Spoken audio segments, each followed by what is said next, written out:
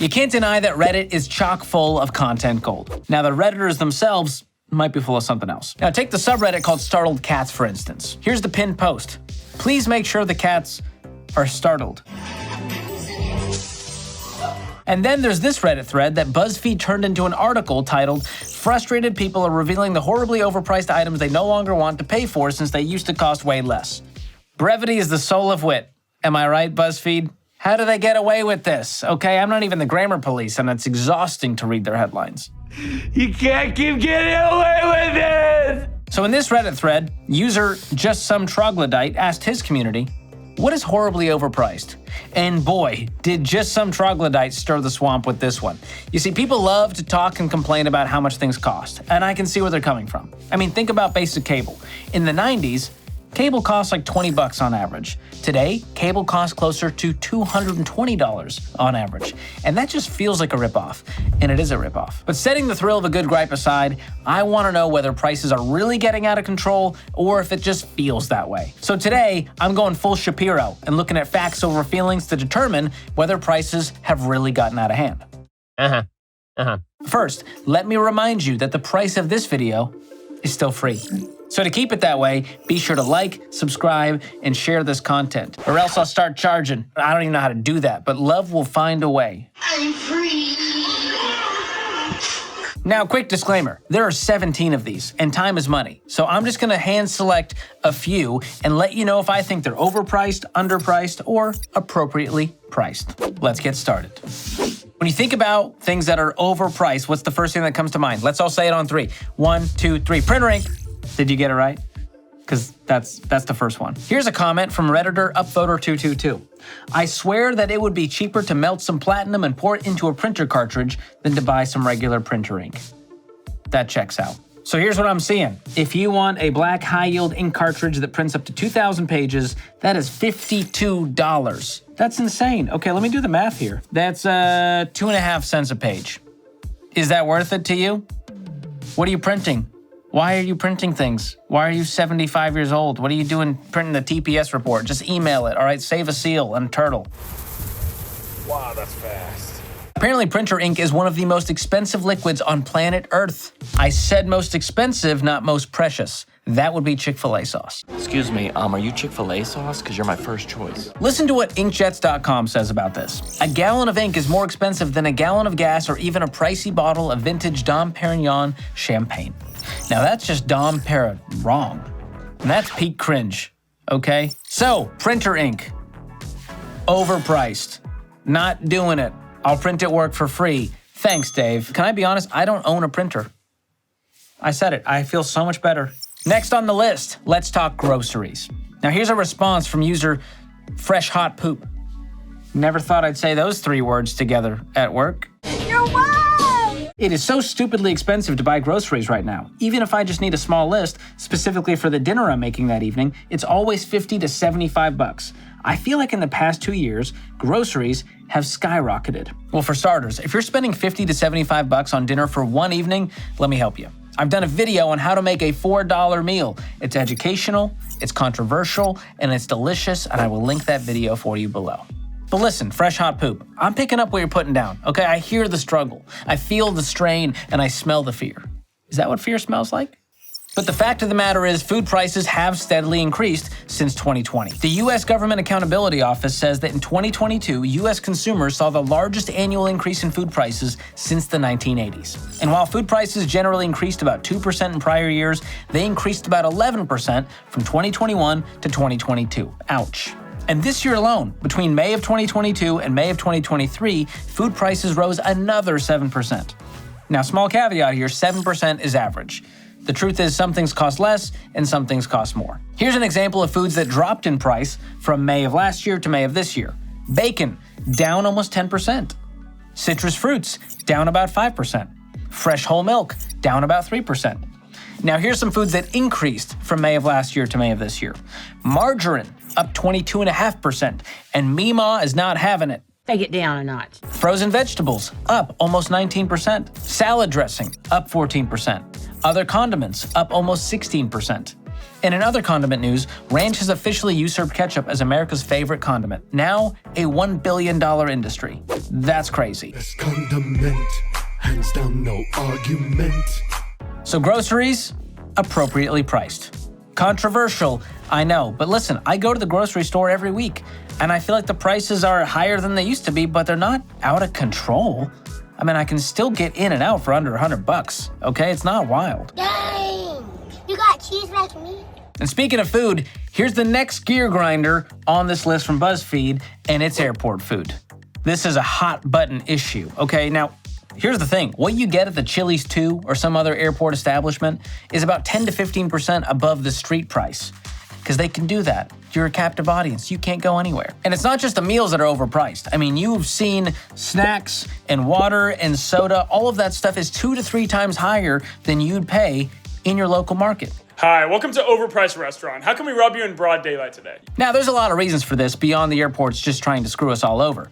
The inflated price accounts for things like high rent, because airports take a percent of total sales, high construction costs, extra security and handling and logistical costs, costly labor, higher average salaries than traditional retail jobs.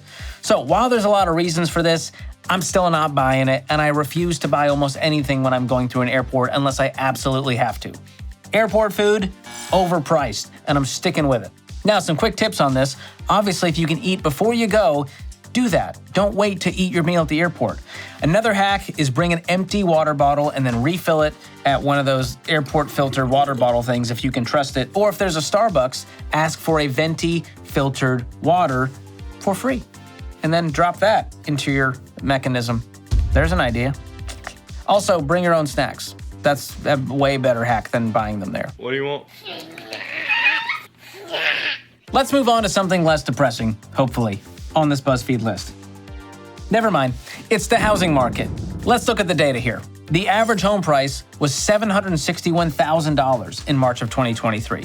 Now, most experts report on the median, which saw an annual increase of 6.3%, which left it at $424,000, the median house price in America today. How did we get here? Where did we come from? Where did we go? And how can you get a home one day? Well, following the pandemic, home values saw rapid growth in 2020, but that started softening in 2022. Now we're back to single-digit annual growth, with even some slight declines in certain markets. But if we put on some TLC, the girl band, not the Learning Channel, and go back to the 90s, you'll remember that homes typically cost about 2.5 times the median household income throughout the 90s. Fast forward to 2019, and homes now cost about 4 times the median annual income. Is that a bummer? Yes. Is there still hope that you can get a home? Yes. Now, by 2022, homes cost about 5 times the median annual income, which is double the ratio of the 90s. And a lot of this comes down to supply and demand. And as we know, during the pandemic, things got a little squirrely, and the supply went way down, demand was up, and that caused home prices to skyrocket. So to really cool down the market, there would need to be twice as many homes for sale as there are now. And with interest rates at record lows in the past few years, most people do not want to give up their mortgage, which has a record low interest rate, which means they're not planning on selling anytime soon. And so I think it's going to be a little while until we see homes come back onto the market and see prices return to normals. But my final take on the housing market, it's overpriced. So unless you can afford it, be patient, grasshopper. That's my opinion, and I'm sticking to it, unless someone changes my mind. Oh, let me tell you something, honey. Next on this exhausting yet wonderful BuzzFeed list, the movies. Now here's a comment about the movies from user Agnostic Kamel with a K. Cuz? Is that you? Keep the faith, bro. Keep the faith. Here's our comment. Just saw Oppenheimer at 11 a.m. on a Sunday. $43 with popcorn and soda. That's how you know they're not related to me.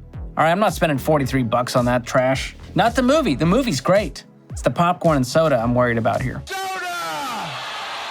Now, again, let's take this back to the 90s. The average price for a movie ticket to see Jerry Maguire in 96, $4.35. Now in 2023, it's $10 to $15 for a single adult movie ticket to see our immortal friend Tom in Mission Impossible: Dead Reckoning Part 1.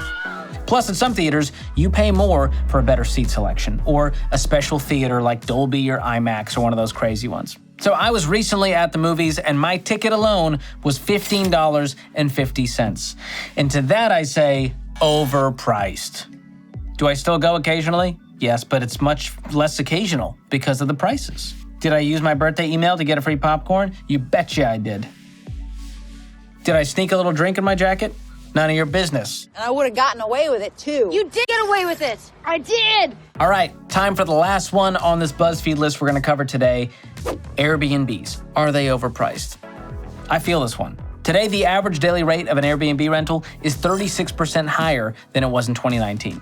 Now, for perspective, Marriott's average rates at the end of 2022 were 12.8% higher than 2019. And Hilton's rates only increased by 7.8% compared to 2019. And that's not even including the average Airbnb cleaning fee of $13,000. Kidding. Mostly. The average is like 50 to 80 bucks, but it sure does add up fast. However, whether it's overpriced or not really depends on your group size. You see, the average Airbnb for 6 was 33% cheaper than booking 3 different hotel rooms.